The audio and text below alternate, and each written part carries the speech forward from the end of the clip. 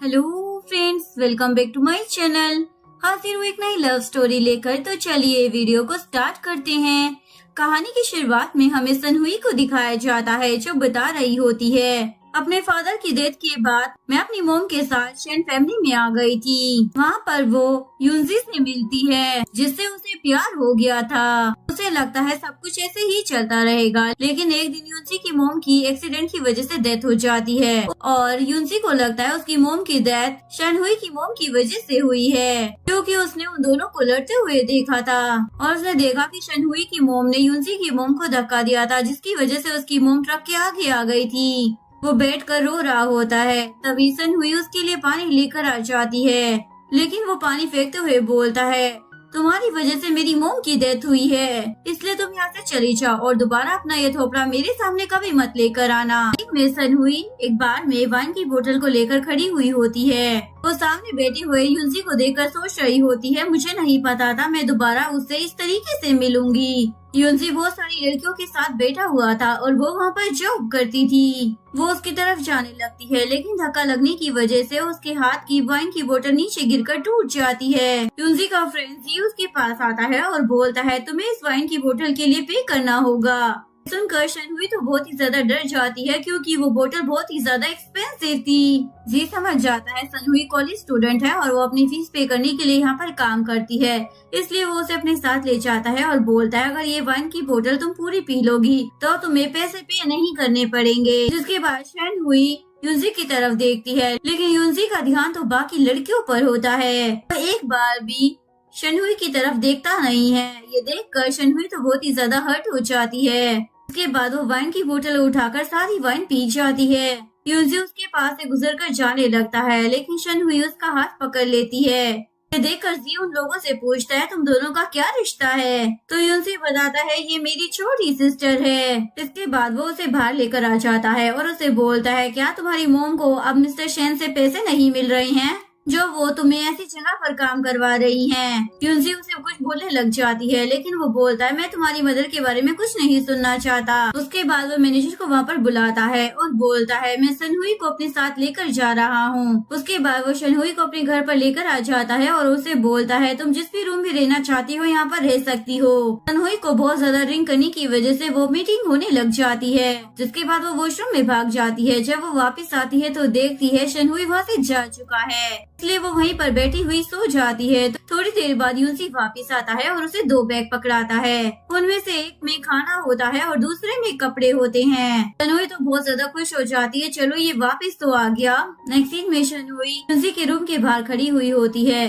वो door open करने वाली होती है, लेकिन तभी वो अंदर से डोर ओपन कर देता है, जिसकी वजह से ये दोनों टकरा जाते हैं। शनहुई से फोन मांगती है, क्योंकि वो अपनी मोम को कॉल कर इन्फॉर्म करना चाहती थी कि वो ठीक है। यूनजी उसे बोलता है, फोन अंदर है, तुम जाकर फोन कर लो, और खुद वो कपड़े चेंज करने के लिए चला जाता है। सीन में शनहुई हॉल में खड़ी हुई होती है। तभी वहाँ पर मिंग आ जाती है और उसे बताने लग जाती है कि मैं शनहुई की गर्लफ्रेंड हूँ। ये सुनकर शनहुई का तो दिल ही टूट जाता है और उसे बताती है, यूनजी अपने रूम में है। जैसे ही मिंग उसके रूम में जाती है तो यूनजी बोलता है, हम लोगों की कोऑपरेशन खत्म हो गई है। ये सुनकर वो तो बहुत ही ज्यादा रोने लग जाती है, तुमने तो वादा किया था कि तुम मेरे फादर की हेल्प करोगे। यूनजी बोलता है, जब हमने एग्रीमेंट साइन किया था तो तुम बाहर बता सकती थी कि मैं तुम्हारा बॉयफ्रेंड हूँ, लेकिन तुम मेरा नेम यूज कर इन्वेस्टमेंट नहीं ले सकती थी। मिंग तो गिड़गिड़ाने लग जाती है, क्या तुम्हारे दिल में मेरे लिए कोई फीलिंग्स नहीं है? वो बोलता है, बिल्कुल भी नहीं। जिसके बाद मिंग रोते हुए बाहर आ जाती है और शनहुई के पास रुक कर बोलती है, इतने टाइम के बाद भी यूनजी ने कभी मुझसे प्यार ही नहीं किया। शनहुई सोचती है,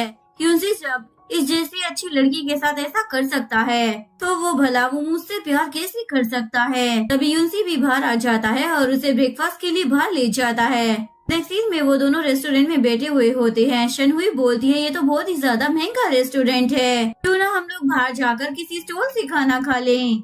लेकिन यूनजी उसके लिए पोरिश ऑर्डर करता है और उसे खत्म करने के लिए बोलता है। अभी वहाँ पर जी भी आ जाता है और वो वेटर को बोलता है, शनहुई के लिए हमारे होटल की सारी सिग्नेचर डिश लेकर आओ। शनहुई बोलती है, तुम्हें ऐसा करने की जरूरत नहीं है। जी बोलता है, लेकिन कल जो मैंने किया था मैं उसके लिए तुमसे माफी मांगना चाहता हूँ। ये बोलकर वो शनहुई के कंधे पर हाथ रखकर बैठ जाता है। यूनजी तो उसे घूरने लग जाता है और उसे अपना हाथ पीछे करने को बोलता है।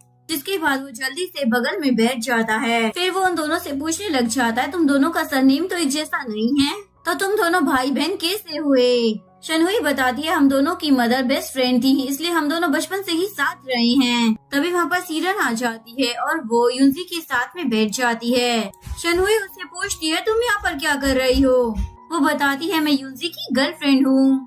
ये सुनकर शनहुई तो बहुत ही ज्यादा सैड हो जाती है। युनजी देखता है कि वो सैड हो गई है तो वो जल्दी से अपना हाथ पीछे कर लेता है और उसे बोलने लग जाता है, जल्दी से अपना पोरिश खत्म कर लो, उसके बाद मैं तुम्हें घर छोड़ दूंगा। सीरन उसे पूछती है, तुम दोनों का क्या रिश्ता है? युनजी बताता है, हम दोनों का कोई रिश्ता नहीं है। ब्रेकफास्ट करने के बाद जब ये लोग बाहर आ जाते हैं तो सीरन युनजी को बोलती है, तुम मेरे साथ रात को डिनर पर चलना, लेकिन युनजी मना कर देता है। सीरन उसे फिर से बोलने लग जाती है तो वो बोलता है, क्या तुम दूसरी मिंग बनना चाहती हो? ये सुनकर वो पीछे हो जाती है और शनहुई को बोलती है, मैं तुम्हारे साथ डॉर्मेट्री चलूंगी। और शनहुई भी उसके साथ हॉस्टल वापस जाने से मना कर देती है, जिसके बाद जी सीरन को जल्दी से वहाँ से ले जाता है। शनहुई भी वहाँ से जाने लगती है, लेकिन उनसे बोलता है, तुम मेरे साथ घर चलो अपना सामान लेने के लिए। जैसे ही वो दोनों घर पर आते हैं तो शनहुई उसे बोलती है, पहले तुम बिल्कुल भी ऐसे नहीं थे। युनजी उसके क्लोज आकर बोलने लग जाता है, मुझे अच्छे से याद है तुम भी मुझे पसंद करती थी, लेकिन अगर तुम चाहती हो तो मैं इंटरफेयर नहीं करूँगा और तुमको अपनी लवर बना लूंगा। शनहुई रोते हुए बोलने लग जाती है, तुम बिल्कुल भी वैसे नहीं रहे जिसे मैं बचपन से जानती थी। मुझे बोलता है, मैं नहीं चाहता कि एक मर्डरर की बेटी मुझसे प्यार करे, मुझे बहुत ही ज्यादा डिस्गस्टिंग फील होता है। उसके बाद वो शनहुई को रोता हुआ छोड़कर अपने रूम में चला जाता है। वो सोच रहा होता है, मैं कभी भी कमजोर नहीं पड़ सकता, मैं एक मर्डरर की बेटी से कभी प्यार नहीं करूँगा। अगले दिन शनहुई जैसे ही कॉलेज में जाती है तो सभी लोग उसी की तरफ देख रहे होते हैं, गॉसिप कर रहे होते हैं कि कल रात वो युनजी के घर पर रही थी। सीरन जो कि ये सारी बातें सुन रही होती है, उसे तो बहुत ही ज्यादा गुस्सा आ जाता है। इसके बाद शनहुई जब अपनी बुक्स लेकर जा रही होती है तो सीरन अपनी फ्रेंड्स के साथ मिलकर उसका रास्ता रोक लेती है और अपनी फ्रेंड्स के साथ मिलकर उसे बुली करने लग जाती है। तुम्हें अच्छे से पता है कि मैं युनजी की गर्लफ्रेंड हूँ, उसके बावजूद तुम उसे सड्यूस कर रही हो। शनहुई उसे बताती है, मैंने ऐसा कुछ भी नहीं किया, मैं बस अपनी चीजें उसके घर से लेने के लिए गई थी। सीरन बोलती है, आज मैं तुम्हारे कपड़े उतार कर चेक करूंगी कि तुम सच बोल रही हो या नहीं। शनहुई उन्हें रोकने की कोशिश करती है, लेकिन वो कहाँ मानने वाली थी। तभी वहाँ पर युनजी आ जाता है। उसको देखकर सीरन तो बहुत ही ज्यादा डर जाती है। युनजी उसे बोलता, आज से हमारा ब्रेकअप हो गया है, इसलिए दोबारा अपनी शक्ल मत दिखाना। उसके बाद वो शनहुई की तरफ देखता है और उसे वो टाइम याद आ जाता है जब वो दोनों साथ में हुआ करते थे। उसके बाद वो शनहुई को उठाकर वहाँ से ले जाता है। इसके बाद वो उसे एक जगह पर बिठा देता है और उसका पैर चेक करने लग जाता है और उसकी इंजरी देखने के बाद बोलता है, जब तक तुम ठीक नहीं हो जाती तब तक तुम मेरे घर पर रह सकती हो। लेकिन शनहुई मना कर देती है, मैं तुम्हें और परेशान नहीं करना चाहती हूँ। कुछ दिन के बाद युनजी अपने घर पर बैठा सोच रहा होता है। उस दिन के बाद से शनहुई ने मुझसे कांटेक्ट नहीं किया, वो सच में चेंज हो गई है। शनहुई अपने हाथ में फ्रूट के 2 बॉक्सेस लेकर जा रही होती है जो उसको उसकी मॉम ने भेजे हुए होते हैं। वो सोच रही थी इसमें से एक बॉक्स वो युनजी को दे देगी। बॉक्सेस भारी होने की वजह से उसे उठाए नहीं जा रहे थे। तभी वहाँ पर जिंक्यू आ जाता है। वो उसके हाथ से उन बॉक्सेस को ले लेता है और बोलता है, मैं तुम्हारी हेल्प कर दूंगा। और उसके बाद वो बहाने से उसके और युनजी के रिलेशनशिप के बारे में पूछने लग जाता है। लेकिन युनजी ने उन दोनों की बातें सुन ली होती है। वो सामने से आकर जिंक्यू को वॉर्न करने लग जाता है, मुझे अच्छे तरीके से पता है कि तुम मेरे कॉम्पिटिटर हो और इस तरीके के ट्रिक यूज कर तुम मुझे हरा नहीं सकते। बेटर रहेगा कि तुम शनहुई से दूर ही रहो। जिंक्यू शनहुई को उसके बॉक्सेस वापस कर देता है और वहाँ से वापस जाते वक्त सोचने लग जाता है, आखिरकार मुझे युनजी की वीकनेस में ली गई है। उसके बाद शनहुई उसे थैंक्स बोलने के लिए उसमें से फ्रूट्स निकाल कर दे देती है। लेकिन जैसे ही उसे पता चलता है ये फ्रूट्स उसकी मदर ने भेजे हैं तो उसे वो टाइम याद आ जाता है जब उसकी मदर ने युनजी की मोम को धक्का दिया था और उनका एक्सीडेंट हो गया था। इसलिए वो फ्रूट लेने से मना कर देता है। शनहुई उसे बोलती है, अगर नहीं खाना चाहती हो तो इन्हें फेंक दो। उसके बाद युनजी ऐसा ही करता है। ये देखकर शनहुई तो सैड हो जाती है और सोचने लग जाती है क्या ये मुझसे इतनी ज्यादा नफरत करता है। नेक्स्ट सीन में शनहुई अपनी क्लास में बैठी हुई एक फोन की तरफ देख रही होती है। फ्लैशबैक में दिखाया जाता है प्रिंसिपल ने कॉल कर उसे बुलाया होता है और उसे बोलती है तुम्हें स्कॉलरशिप पर फ्रांस जाने का मौका मिल सकता है। शनहुई इसी बारे में बैठकर सोच रही होती है तभी उसकी फ्रेंड लोलो उसके पास आ जाती है। वो फॉर्म देखकर वो तो बहुत ही ज्यादा खुश हो जाती है और बोलती है आज हम सेलिब्रेट करने के लिए साथ में चलेंगे। उसके बाद लोलो शनहुई को अपने साथ एक बार में लेकर आ जाती है और वो मैनेजर को मेल मॉडल्स बुलाने के लिए बोलती है। एक मेल मॉडल शनहुई के पास आकर बैठ जाता है। शनहुई तो जल्दी से उठ जाती है और वॉशरूम का बोलकर बाहर भाग जाती है, लेकिन बाहर आते ही वो युनजी से टकरा जाती है। युनजी को देखकर वो जल्दी से पीछे होने लग जाती है, लेकिन युनजी उसे पकड़ लेता है और चुप रहने का इशारा करता है। उसके बाद वो गौर से जिंगू की बातें सुनने लग जाता है जो एक आदमी से बात कर रहा होता है। इसके बाद वो शनहुई को छोड़ देता है और उससे पूछने लग जाता है तुम यहाँ पर क्या कर रही थी। वो बताती है मैं यहाँ पर अपनी फ्रेंड के साथ आई थी और जल्दी से पीछे की तरफ भाग जाती है। फिर उसकी फ्रेंड लोलो भी वहाँ पर आ जाती है और उससे पूछती है तुमने इतनी ज्यादा देर कहाँ पर लगा दी। तभी एक रूम से युनजी का फ्रेंड बाहर आ जाता है और उन दोनों को देखकर पूछने लग जाता है क्या तुम दोनों भी यहाँ पर आई हो। जिसके बाद वो उन दोनों को एंजॉय करने के लिए अपने साथ ले जाता है। थोड़ी देर बाद युनजी भी वहाँ पर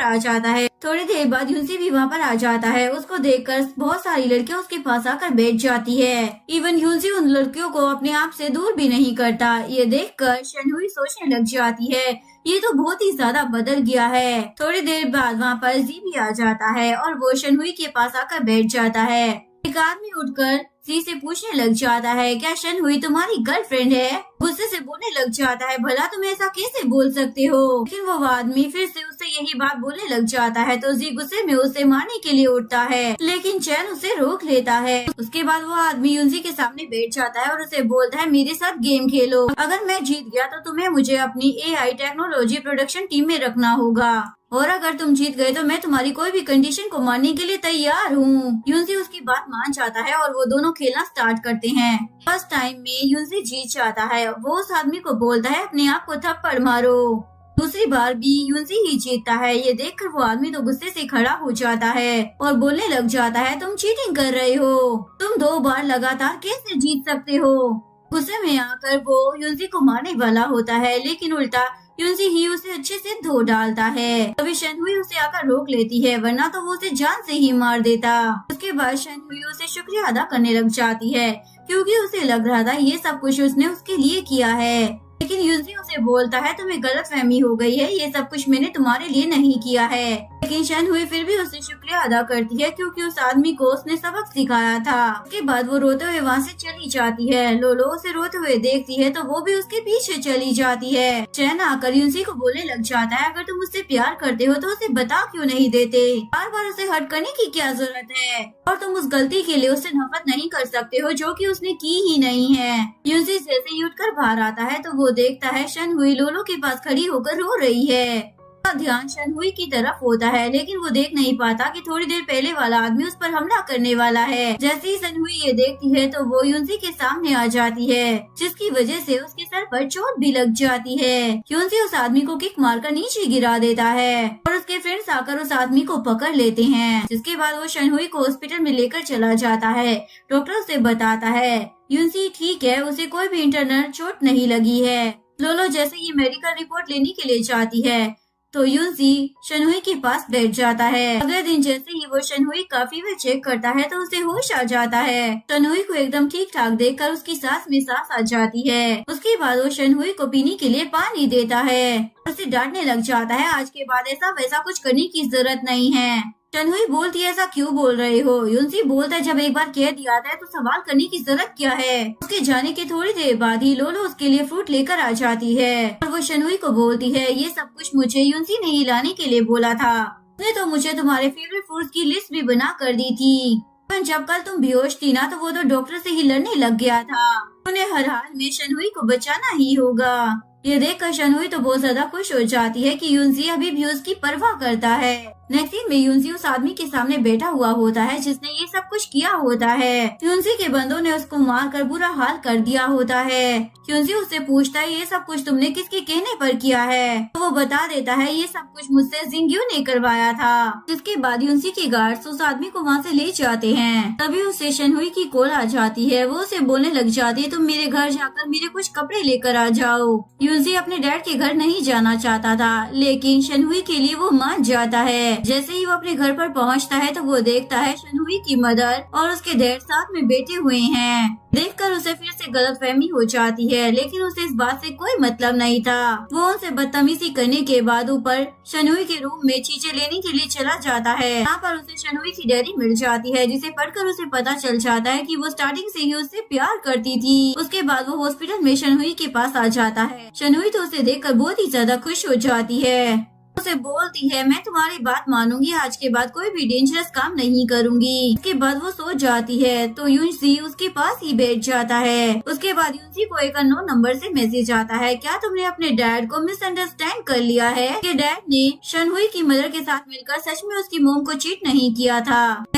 शनहुई हॉस्पिटल से डिस्चार्ज होने वाली होती है। नर्स उसे बोलती है तुम्हारा बॉयफ्रेंड तुम्हारी बहुत ही ज्यादा केयर करता है। शनहुई उसे बताती है वो मेरा बॉयफ्रेंड नहीं है। के बाद नर्स उसे फोन पर इमरजेंसी नंबर लिखने के लिए बोलती है तो वो उस पर युनजी का नंबर लिखवा देती है। नेक्स्ट सीन में युनजी उसे घर छोड़ने के लिए जा रहा होता है।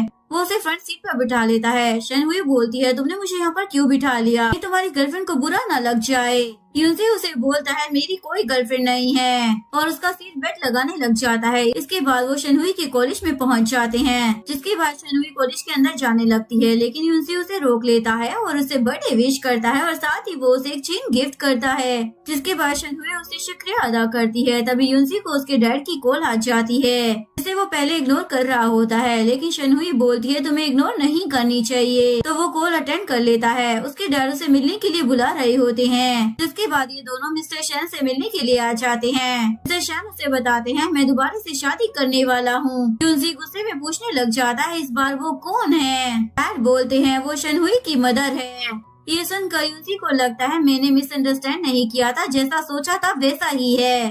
मेरे डैड मेरी मोम को चीट कर रहे थे। इसके बाद वो गुस्से में उठकर वहाँ से बाहर चला जाता है। शनहुई की मोम जो उसके लिए चाय लेकर आई होती है वो शनहुई को युनजी के पीछे जाने के लिए बोलती है। इसके बाद शनहुई उसके पास जाती है। युनजी तो उसे डांटने लग जाता है हमारा कोई रिलेशन नहीं है। शनहुई रोते हुए बोलने लग जाती है कल तक तो ये मेरे साथ इतना ज्यादा अच्छा था, मुझे लग रहा था ये मुझसे प्यार करता है। वो बोलता है वो सब तो बस एक नाटक था, मैं तो तुम्हारे साथ बस खेल रहा था। ये बोलकर वो तो वहाँ से चला जाता है और शनहुई वहीं पर बैठकर रोने लग जाती है। थोड़ी देर बाद उसकी मोम भी वहाँ पर आ जाती है और उसे रोता हुआ देखकर बोलती है हम दोनों यहाँ से कहीं दूर चले जाएंगे। युनजी एक क्लब में आ जाता है और बैठकर ड्रिंक कर रहा होता है। तभी जी उसके पास आकर पूछने लग जाता है शनहुई को किस तरीके के लड़के पसंद है। ये सुनकर युनजी को तो गुस्सा आ जाता है और वो उसकी कॉलर पकड़ लेता है। ये देखकर जी उसे बोलता है क्या तुम शनहुई को पसंद करते हो, तभी तो तुम्हें इतना ज्यादा गुस्सा आ गया। इस बात पर जी उसे पंच मारकर वहाँ से जाने लगता है, लेकिन तभी चैन आकर उसे रोक देता है और उसे बोलता है अगर तुम सच में शनहुई से प्यार करते हो ना तो देर मत करो, गलती उसने नहीं की थी इसलिए सजा उसे मत दो, ये ना हो कि बाद में तुम्हें पछताना पड़े। इसके बाद युनजी घर पर आ जाता है तो उसके डैड पूछने लग जाते हैं तुम यहाँ पर अब कैसे आ गए। वो बिना कुछ बोले ऊपर जाने लगता है तो उसके डैड बोलने लग जाते हैं घर पर कोई नहीं है, शनहुई अपनी मोम के साथ यहाँ से जा चुकी है। लेकिन युनजी फिर भी ऊपर जाने लग जाता है। डैड उसे बोलते हैं तुम इतने सालों तक शनहुई के साथ थे, फिर भी तुम अपना गुस्सा उस पर कैसे निकाल सकते हो। युनजी तो अपने डैड से लड़ने लग जाता है, ये सब कुछ आपकी वजह से ही हो रहा है डैड, अगर आप मेरी मोम को चीट नहीं करते तो ये सब कुछ आज कभी नहीं होता। उसके डैड उसे सच बता देते हैं मैंने तुम्हारी मोम को चीट नहीं किया था, बल्कि तुम्हारी मोम ने मुझे चीट किया था। उसके बाद वो उसे जाकर प्रूफ भी दिखा देते हैं। ये सब देखकर युनजी को तो बहुत ही ज्यादा गिल्टी फील हो रहा होता है। वो उनसे शनहुई के बारे में पूछने लग जाता है। डैड बोलते हैं वो एयरपोर्ट के लिए निकल चुकी है। ये सुनकर वो जल्दी से एयरपोर्ट की तरफ जाने लगता है। इधर शनहुई अपनी मोम के साथ एयरपोर्ट पर खड़ी हुई होती है। उसकी मोम उसे बोल रही होती है तुम्हारे जाने के बाद मैं भी यहाँ से अपने होम टाउन चली जाऊंगी और वहाँ पर एक कैफे ओपन कर लूंगी। सन हुई अपनी फ्लाइट लेने के लिए जाने लगती है, लेकिन तभी युनसी आकर उसे रोक लेता है। लेकिन सन हुई उसकी बात ही नहीं सुनती और वहाँ से चली जाती है। उसके बाद युनसी फिर से क्लब चला जाता है और बहुत ज्यादा ड्रिंक करने के बाद घर वापस आता है। अपने डैड से पूछता है शनहुई की मदर कहीं पर नजर नहीं आ रही है, वो कहाँ पर है और आप दोनों शादी कब करोगे। उसके डैड बताने लग जाते हैं वो अपने होम टाउन वापस चली गई है। उसके बाद अगले दिन युनसी शनहुई की मदर से मिलने के लिए जाता है। वो उनसे शनहुई के बारे में पूछने लग जाता है, लेकिन वो बोलती है मैं तुम्हें उसके बारे में कुछ भी नहीं बता सकती क्योंकि शनहुई ने मुझे मना किया है। वो बोलता है अगर ऐसा है तो जब तक शनहुई वापस नहीं आ जाती मैं यहीं पर रहूंगा। और उसके बाद वो उनके साथ मिलकर कैफे का काम करवाने लग जाता है। काफी दिन गुजर जाते हैं, लेकिन अभी भी वो शनहुई की मदर के साथ कैफे में ही काम कर रहा होता है। शनहुई की मदर बोलती है मैं तुम्हें उसके बारे में बता दूंगी, लेकिन तुम्हें मुझे वादा करना होगा अगर शनहुई तुम्हारे साथ वापस आने के लिए नहीं मानी तो तुम उसे फोर्स मत करना।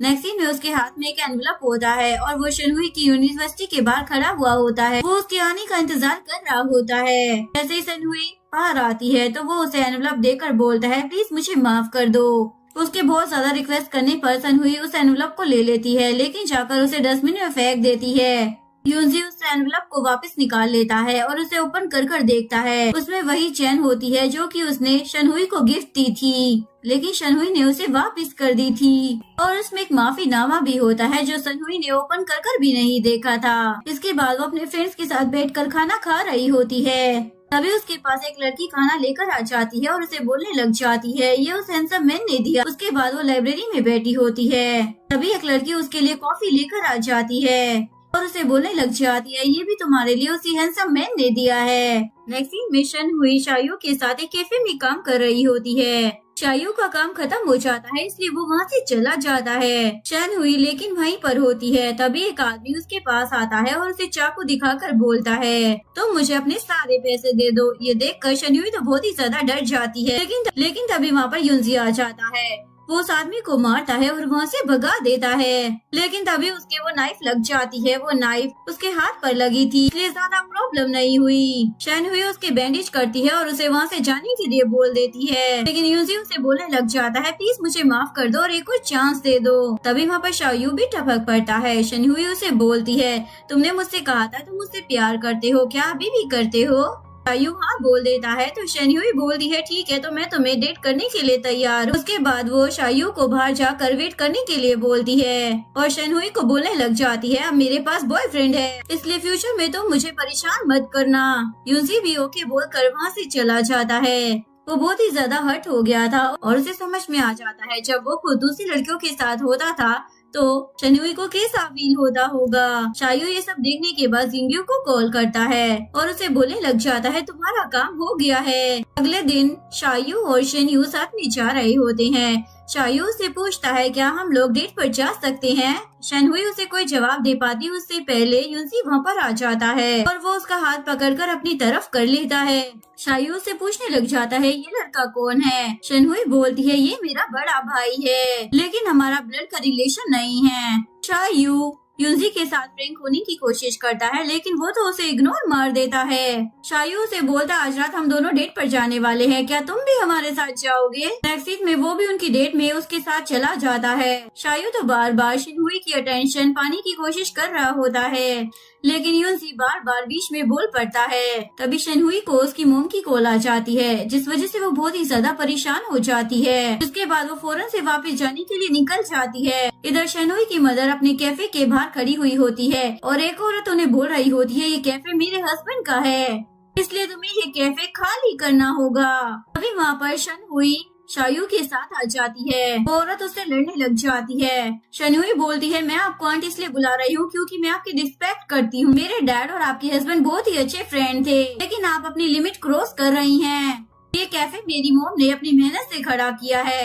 वो लेडी बोलती है तुम्हारी मोम ने किसी और आदमी को सेड्यूस करने की कोशिश की है और जब उन्हें वहाँ से पैसे नहीं मिले तो यहाँ पर वापस आ गई हैं। शनहुई तो उन्हें चाटा लगा देती है, लेकिन इससे पहले वो औरत शनहुई के साथ कुछ कर पाती। युनसी अपनी गार्ड के साथ वहाँ पर आ जाता है और युनसी के आदमी उस औरत को वहाँ से लेकर चले जाते हैं। उसके बाद शायू जल्दी से खुद को शनहुई की मदद से इंट्रोड्यूस करवाने लग जाता है। इसके बाद ये सभी लोग साथ में बैठकर खाना खा रहे होते हैं। जब यूजी शनहुई को शायो के ज्यादा करीब देखता है तो वहाँ से उठकर वो छत पर चला जाता है और सिगरेट पीने लग जाता है। लेकिन तभी शनहुई आकर उसे बोलती है, तुम बहुत ही ज्यादा ड्रिंक भी करते हो और सिगरेट भी पीते हो, क्या तुम्हें मरने का शौक चढ़ा है? यूजी बोलता है, ओ तो तुम्हें अभी भी मेरी फिक्र होती है। यूजी बोलती है, ओ तो अभी भी तुम्हें मेरी फिक्र होती है। वो बोलती है, आज तुमने मेरी हेल्प की थी ना, इसीलिए मैं ऐसा बोल रही हूँ। यूजी उससे फिर से चांस मांगने लग जाता है। शनहुई बोलती है, तुम बार बार क्यों भूल जाते हो कि मेरा ऑलरेडी बॉयफ्रेंड है और मैंने कभी तुमसे प्यार नहीं किया। यूजी उसके सामने नील डाउन हो जाता है और उसके बाद उसे हक कर लेता है। क्या तुम मुझे दोबारा से प्यार नहीं कर सकती हो? लेकिन वो उसे पीछे हटाकर वहाँ से चली जाती है। अगले दिन कल वाली औरत का बेटा आकर उसके कैफे के सामने तमाशा करने लग जाता है। तुम लोग मेरी मोम को कहाँ पर ले गए हो? शनहुई बोलती है, ये बात तो तुम्हें पुलिस स्टेशन जाकर पूछनी चाहिए ना। लेकिन वो लड़का गुस्से में आकर वहाँ पर पड़ा हुआ सामान उठाकर उसे हिट करने वाला होता है। लेकिन तभी यूजी उसके सामने आ जाता है। हॉस्पिटल में जैसे ही यूजी को होश आता है, शनहुई उसे बोलने लग जाती है, क्या तुम पागल हो गए हो? डॉक्टर ने बताया अगर तुम्हें और जोर से चोट लग गई होती ना तो तुम मर भी सकते थे। यूजी बोलता है, वो तो तुम्हें मेरी फिक्र हो रही है। शनहुई बोलती है, तुम बार बार भूल जाते हो, मैं बस तुम्हारी हेल्प के लिए तुम्हें थैंक्स बोल रही थी। थैंक्स बोलने के लिए मैं तुम्हारे मेडिकल बिल भी चुका दूंगी। यूजी बोलते, ठीक है ना, मैं तुम्हें फोर्स नहीं करूँगा, बस तुम मुझे हक कर लो। शनहुई ऐसा करने लग जाती है। लेकिन तभी शायू भी वहाँ पर आ जाता है। मैं शनहुई की जगह पर तुम्हें हक कर लेता हूँ। और फिर वो उसे हक कर थैंक्स बोलने लग जाता है। थैंक यू, तुमने शनहुई की जान बचा ली। शायू जब वहाँ से जाने लगता है तो यूजी उसे पूछने लग जाता है, क्या तुम सच में शनयू से प्यार करते हो? सुनकर शायू तो डर जाता है, कहीं से मेरा असल मकसद पता तो नहीं लग गया है। लेकिन फिर वो कॉन्फिडेंस के साथ बोलने लग जाता है, मुझे मालूम है कि तुम शनहुई को पसंद करते हो, पर मैं तुम्हें कभी कामयाब नहीं होने दूंगा। यूजी बोलता है, ये तो वक्त आने पर पता चलेगा। उसके बाद ये दोनों हॉस्पिटल से घर वापस आ जाते हैं। शनहुई की मदर यूजी को बोलती है, तुम्हें हमारी फैमिली के लिए ये सब कुछ करने की जरूरत नहीं थी। यूजी बोलता है, ये तो कुछ भी नहीं है, मैंने प्रॉमिस किया था ना, मैं शनहुई का ख्याल रखूंगा।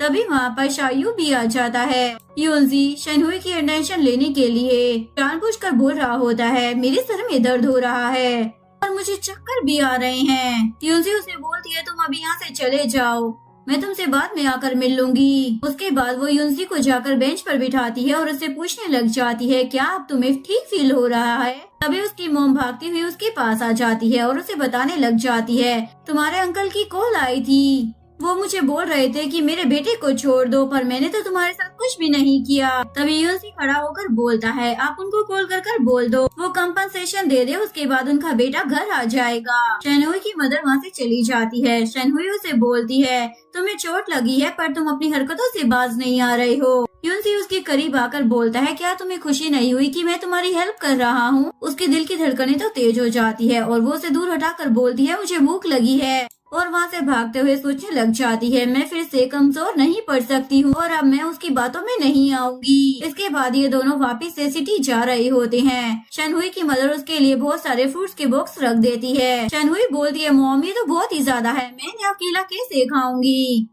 उसकी मॉम बोलती है, अकेले खाने की क्या जरूरत, अपने फ्रेंड्स के साथ शेयर कर लेना।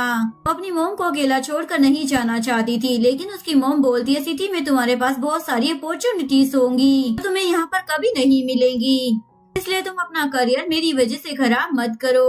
तुम जो भी करोगी ना, तुम्हारी माँ हमेशा तुम्हें सपोर्ट करेगी। इसके बाद वो यूनसी के साथ वापस आ जाती है। यूनसी उसे उसके घर ड्रॉप करता है। वो भागती हुई आती है और उसे हक कर लेती है। शनहुई उसे फूड का एक बॉक्स निकाल कर देती है और उसे अंदर जाने के लिए बोलती है। यूनसी उसका सामान निकालने के बाद पूछने लग जाता है, क्या तुम मुझे फूड का बॉक्स नहीं दोगी? शनहुई सारे बॉक्सेस गिनने लग जाती है और बोलती है, सारे तो मेरे फ्रेंड्स को मुझे देने हैं, मेरे पास तुम्हारे लिए कोई बॉक्स नहीं है। यूनसी बोलता है, अगर ऐसा है तो शायू का बॉक्स तुम मुझे दे दो ना, क्योंकि शायू को तो ये फ्रूट्स पसंद नहीं आने वाले।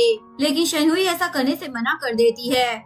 शायू मेरा बॉयफ्रेंड है, इसलिए मैं तुम दोनों में से उसे ही चूज करूंगी। यूनसी इस बात से हर्ट हो जाता है और उसे याद आता है, पहले जब शनहुई ने उसे फ्रूट्स दिए थे तो वो उसने डस्टबिन में फेंक दिए थे। सोचने लग जाता है ये सब मेरी ही गलती है। उसके बाद वो वहाँ से जाने लगता है। तभी शनहुई उसे वहाँ पर छोड़ने के लिए थैंक्स बोलती है, लेकिन वो पूछने लग जाता है क्या सच में मेरे पास कोई चांस नहीं है, तो वो हाँ बोल देती है। जिसके बाद यूनजी सैड होकर वहाँ से चला जाता है।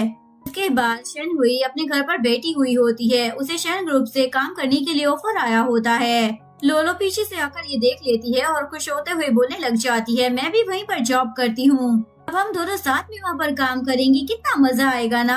लेकिन शनहुई यूनजी की वजह से वहाँ पर जॉब नहीं करना चाहती थी, लेकिन लोलो उसे बताती है मुझे वहाँ पर काम करते हुए 1 साल हो गया है, पर एक बार भी मेरी मुलाकात वहाँ पर यूनजी से नहीं हुई, यानी कि वो ऑफिस में नहीं आती। ये सुनकर शनहुई वहाँ पर काम करने के लिए मान जाती है। शनहुई को किसी की कॉल आती है। जैसे ही वो कॉल अटेंड करती है तो आगे से क्लब का मैनेजर बोल रहा होता है मिस्टर यूनजी ने बहुत ही ज्यादा ड्रिंक कर ली है और मुझे उनके फोन में आपका नंबर ही टॉप पर मिला, इसलिए आप जल्दी से आकर यूनजी को यहाँ से लेकर चले जाएं। दूसरी तरफ यूनजी और भी ज्यादा पीने की कोशिश कर रहा होता है, लेकिन मैनेजर उसे रोक देता है तो वो हाथ मारकर बोतल नीचे गिरा देता है। शनहुई जो उसी तरफ आ रही होती है, एक कांच उसके पैर पर लग जाता है।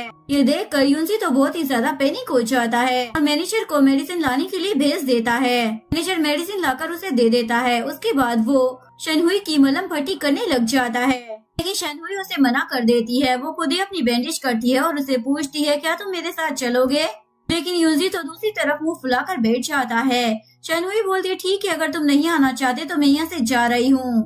जब वो वहाँ से चली जाती है तो मैनेजर यूनजी को बोलता है मैडम सच में चली गई है, जिसके बाद वो भी उसके पीछे भागता है। जैसे ही वो बाहर आता है तो उसे शनहुई कहीं भी नजर नहीं आती। उसे अचानक से वोमिटिंग आने लग जाती है क्योंकि उसने बहुत ही ज्यादा ड्रिंक कर ली होती है, तो वो वहीं पर खड़ा होकर वोमिटिंग करने लग जाता है। शनहुई जैसे ही दूर से उसे देखती है तो उसके पास आ जाती है, फिर वो उसे पकड़कर अपने साथ लेकर जाने लगती है। जिसके बाद वो शनहुई को हक कर लेता है। शनहुई पीछे होने की कोशिश करती है, लेकिन वो उसको होने नहीं देता और वो शनहुई को बोलने लग जाता है प्लीज मुझे छोड़कर मत जाओ, एक चांस दे दो ना। लेकिन यूनजी को गुस्सा आ जाता है और वो उसे धक्का देकर बोलती है तुम अपनी हद पार कर रहे हो। ये बोलकर वो वहाँ से जाने लगती है, लेकिन जैसे ही वो पीछे मुड़कर देखती है तो यूनजी बहुत ही ज्यादा बुरी कंडीशन में होता है। उसके बाद वो वापस आती है और उसे उठाकर अपने साथ ले जाने लगती है। उसने घर जाने के लिए कैब बुक करा ली होती है। वो यूनजी को अंदर बिठाकर जैसे ही बाहर जाने लगती है और यूनजी तो उसका हाथ ही पकड़ लेता है, लेकिन फिर वो अपना हाथ छुड़वाकर आगे जाकर बैठ जाती है। जब वो उसे लेकर घर पहुंचती है तो मिस्टर शन घर पर ही होते हैं। शनहुई उन्हें बताने लग जाती है इसने बहुत ही ज्यादा ड्रिंक कर ली थी, इसलिए मैं इसे घर वापस लेकर आई हूँ। इसके बाद वो उसे उसके रूम में लेकर जाती है। वो उसे बेड पर लिटाती है और उसके पास एक एप्पल रखकर वहाँ से बाहर आ जाती है। मिस्टर शन उसे बताने लग जाते हैं यूनजी को लगता था उसकी मॉम का एक्सीडेंट तुम्हारी मॉम और मेरी वजह से हुआ है। और जब उसे सारा सच पता लगा तो वो समझ गया। शनहुई सोचती है इसका मतलब मिसअंडरस्टैंडिंग की वजह से वो मेरे साथ ऐसा बिहेव कर रहा था। मिस्टर शन बोलते मुझे अच्छे से मालूम है अब तुम्हारे पास नया बॉयफ्रेंड है और ना ही मैं तुम्हें फोर्स करना चाहता हूँ, मैं बस इतना चाहता हूँ कि तुम यूनजी को माफ कर दो। अगले दिन यूनजी ऑफिस में शनहुई का दिए हुए एप्पल को ही निहारे जा रहा होता है। तभी चैन उसके पास एक फाइल लेकर आ जाता है, लेकिन यूनजी तो उसकी किसी बात पर ध्यान ही नहीं देता। फिर बाद वहाँ पर जी एक बॉक्स लेकर आ जाता है और बताने लग जाता है ये मुझे शनहुई ने दिया है, इवन उसने सबको दिया है। ये सुनकर यूनजी को तो बहुत ही ज्यादा बुरा लगता है, उसने सबको दिया पर मुझको नहीं दिया। तभी चैन उसे बोलता है मैं आपको बताने आया था कि शनहुई ने इस कंपनी में जॉब करना स्टार्ट कर दिया है। ये सुनकर यूनजी तो बहुत ही ज्यादा खुश हो जाता है और बोलता है अभी जाकर मैं अपना फैमिली बिजनेस इनहेरिटेट कर लूंगा। नेक्स्ट सीन में वो शन ग्रुप के बाहर गाड़ी में शनहुई का वेट कर रहा होता है। जैसे ही शनहुई को आते देखता है तो वहाँ से जाने लगता है, लेकिन जैसे ही वो देखता है शनहुई तो शायू के साथ जा रही है तो वो अपने ड्राइवर को उनका पीछा करने के लिए बोलता है। ये लोग एक मूवी देखने के लिए आए होते हैं और यूनजी पीछे बैठकर उन पर नजर रख रहा होता है।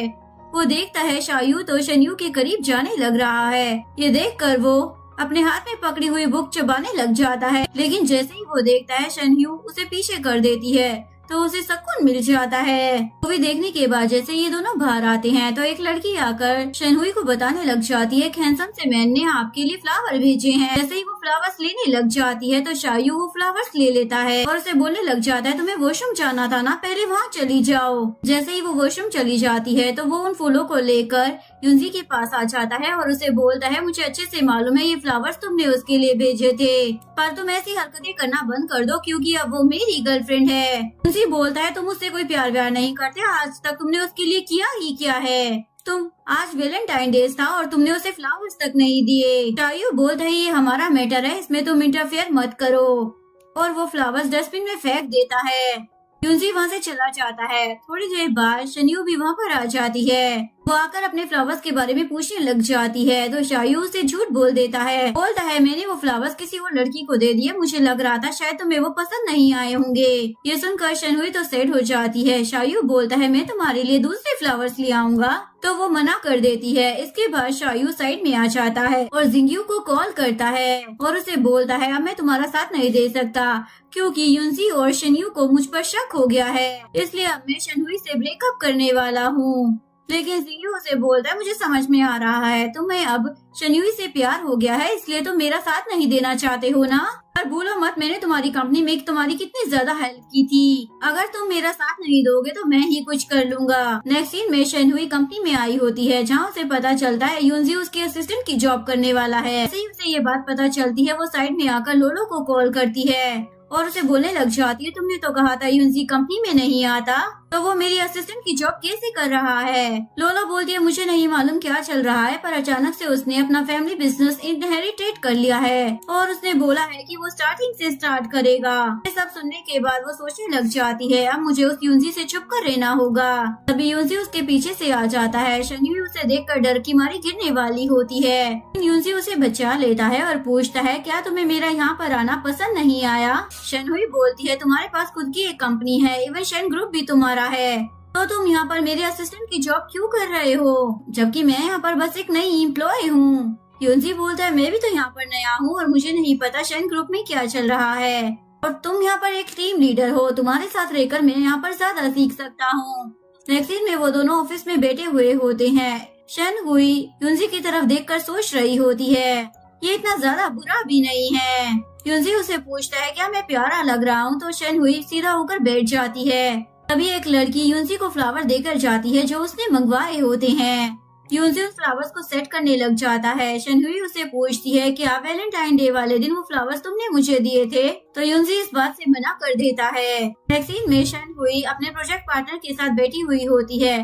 तभी मिस्टर चैन उसके लिए फाइल लेकर आ जाता है। वो उसे ड्रिंक करने के लिए फोर्स कर रहे होते हैं, लेकिन तभी यूनजी आ जाता है और बोलता है शनहुई ड्रिंक नहीं कर सकती है, मैं उसकी जगह पर ड्रिंक करूंगा। मिस्टर वोंग को जैसे ही उसकी आइडेंटिटी के बारे में पता चलता है तो वो यूनजी के साथ बहुत अच्छे से पेश आने लग जाते हैं। इसके बाद शनहुई यूनजी को वहाँ से लेकर जा रही होती है क्योंकि उसने बहुत ही ज्यादा ड्रिंक कर ली होती है और उसे बोलने लग जाती है तुम्हें मेरे लिए ऐसा कुछ करने की जरूरत नहीं थी, मैं कोई बहाना बनाकर उन्हें मना कर देती ना। यूनजी उसे बोलता है मुझे अनकंफर्टेबल फील हो रहा है, प्लीज मुझे हक कर लो, और उसे हक कर लेता है। लेकिन शनहुई उसे पीछे कर देती है और बोलती है मैं तुम्हारे लिए मेडिसिन लेकर आती हूँ, लेकिन वो तो उसे सोफे पे बिठाकर हक कर लेता है और उसे बोलता है ऐसे ही रहो, मुझे इस तरीके से अच्छा फील हो रहा है। इसके बाद शनहुई उसके लिए मेडिसिन लेने के लिए चली जाती है, लेकिन जब वो वापस आ रही होती है तो उसका रास्ता जिंग्यू रोक लेता है। जिंग्यू तो उसके साथ मिसबिहेव करने लग जाता है। वो बोलता है मुझे लगता था यूनजी के लिए तुम इम्पोर्टेंट नहीं हो, पर अगर मुझे ये बात पहले पता होती कि वो तुमसे प्यार करता है तो मैं उसको कब का तबाह कर चुका होता।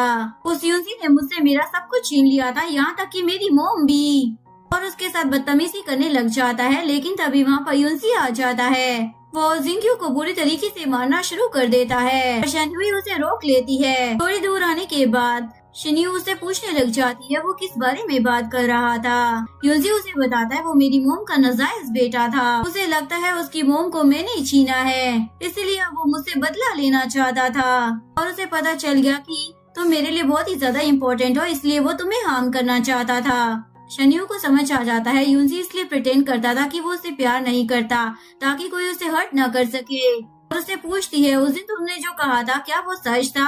यूनजी उसे बोलता है मैंने उस दिन झूठ कहा था कि मैं तुम्हारे साथ खेल रहा हूँ क्योंकि जिंग्यू ने मेरे ऊपर नजर रखी हुई थी। इसके बाद शैन हुई यूजी को उसके घर लेकर आ जाती है और उसको बेड पर लिटाने के बाद जा रही होती है, लेकिन यूजी उसका हाथ पकड़कर बोलता है, मैं सारी जिंदगी तुम्हारा इंतजार करूंगा। अभी शैन हुई की नजर वहाँ पर फ्लावर्स पर जाती है। उसे याद आता है ये फ्लावर्स तो उसे वैलेंटाइन डे वाले दिन किसी ने भेजे थे। के बाद वो यूनसी से इस बारे में पूछने लग जाती है। यूनसी उसे बता देता है, शायू ने वो फ्लावर्स डस्टबिन में फेंक दिए थे, इसलिए मैं उन फ्लावर्स को अपने साथ लेकर आ गया।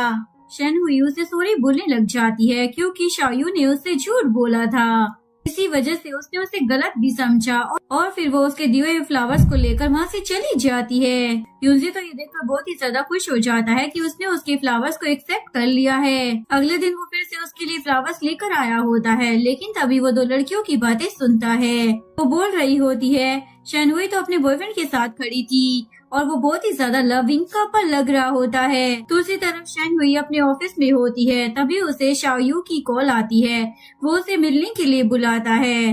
वो सोच रही होती है, अब मैं आज इससे ब्रेकअप भी कर लूंगी। जैसे ही वो उसे मिलने के लिए आती है तो उसे बोलती है, मैं तुमसे ब्रेकअप करना चाहती हूँ। शायू बोलता है, मेरी मॉम तुमसे मिलने के लिए आई है, और वो उसे अपने साथ अंदर लेकर चला जाता है। शायू की मॉम उससे बड़ी बदतमीजी से बात कर रही होती है, तुम्हारा फैमिली बैकग्राउंड बहुत ही ज्यादा पुअर है और तुम्हारी फैमिली के बारे में तुम्हें बहुत ही ज्यादा अच्छे से जानती हूँ।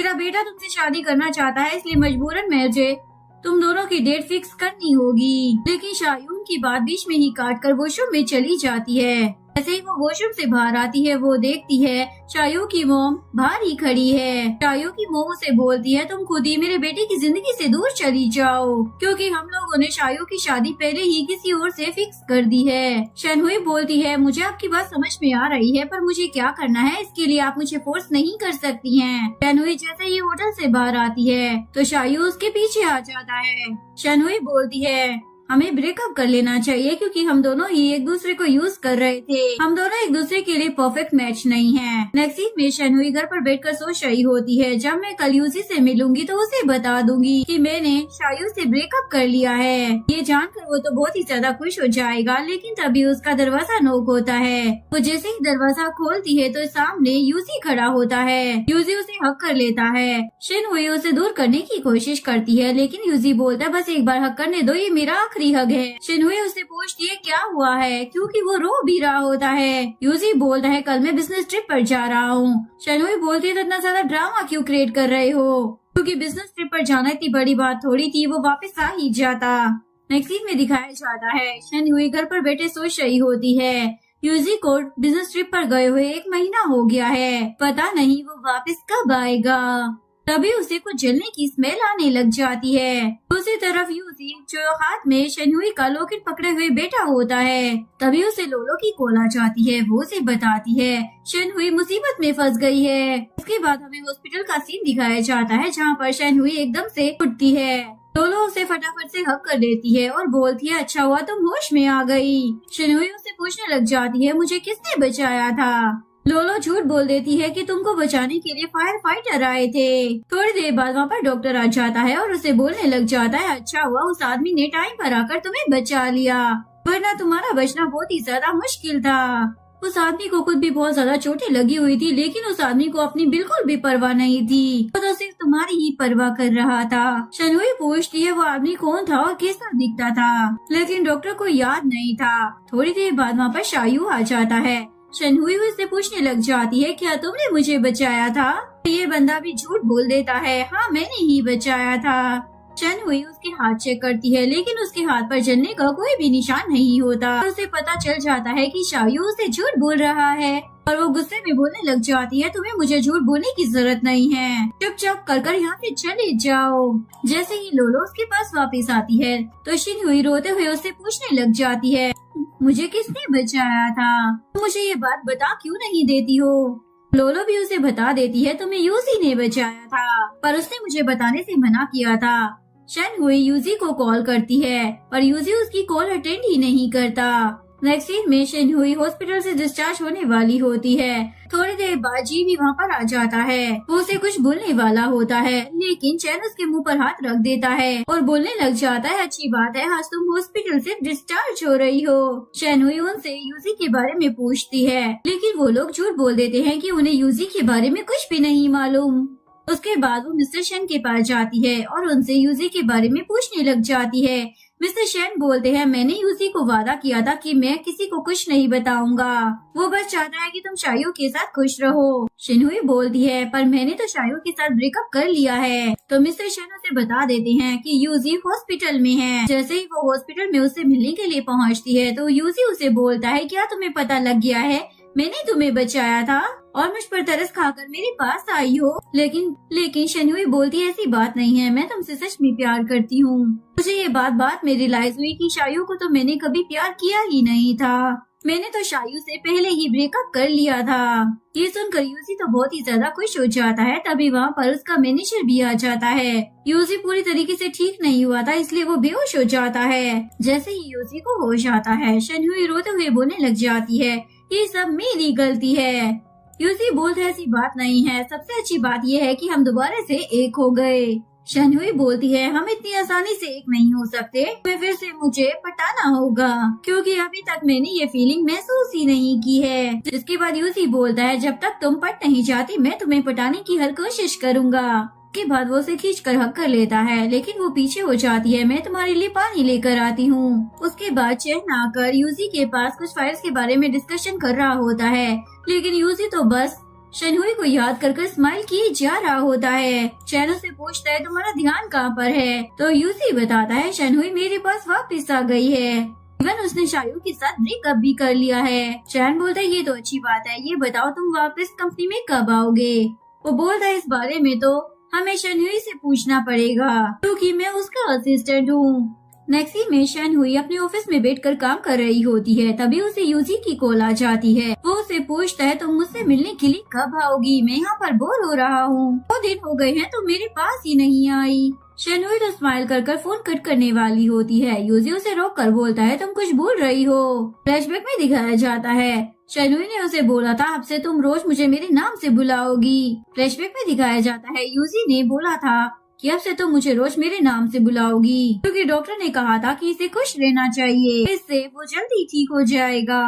और जब तुम मुझे रोज मेरे नाम से बुलाओगी ना तो मैं ज्यादा खुश रहूंगा। शिनहुई उसे उसके नाम से बुलाने के बाद फोन कट कर देती है। तभी यूजी देखता है उसके डैड तो उसके सामने ही खड़े हुए हैं। डैड उसे बोलते हैं, तुम्हें ऐसी हरकतें करने की जरूरत नहीं है क्योंकि शिनहुई का ऑलरेडी एक बॉयफ्रेंड है। यूजी बोलता है उसका ब्रेकअप हो चुका है और उन्हें बोलता है, अगर आप चाहते हो कि हम दोनों खुश रहे तो आप जाकर उनकी मोम को भी यहाँ पर लेकर आ जाओ। और शिनहुई को इस बारे में बताने की जरूरत नहीं है कि मैं जल्दी डिस्चार्ज हो रहा हूँ क्योंकि मैं उसे सरप्राइज देना चाहता हूँ। शिनहुई जैसे ही ऑफिस में जाती है तो वो देखती है वहाँ पर फ्लावर्स रखे हुए हैं। वो सोचने लग जाती है ये फ्लावर्स कौन लाया होगा। यूजी आकर बोलता है, मेरे अलावा और कौन लेकर आएगा? शिनहुई उसे पूछने लग जाती है, क्या तुम ठीक हो गए हो? यूजी बोलता है, मैं बिल्कुल चकाचक हूँ। इसके बाद शिनहुई बैठकर काम कर रही होती है। तभी यूजी उसके पास आकर बोलता है, मुझे अच्छे से पता है तुम अभी भी मुझसे नाराज हो क्योंकि मैंने तुम्हें बिना बताए ही डिस्चार्ज ले लिया, पर मैं तुम्हें सरप्राइज देना चाहता था। शिनहुई उसकी टाई पकड़कर उसे अपने करीब करती है और बोलती है, अगर नेक्स्ट टाइम ऐसा हुआ तो।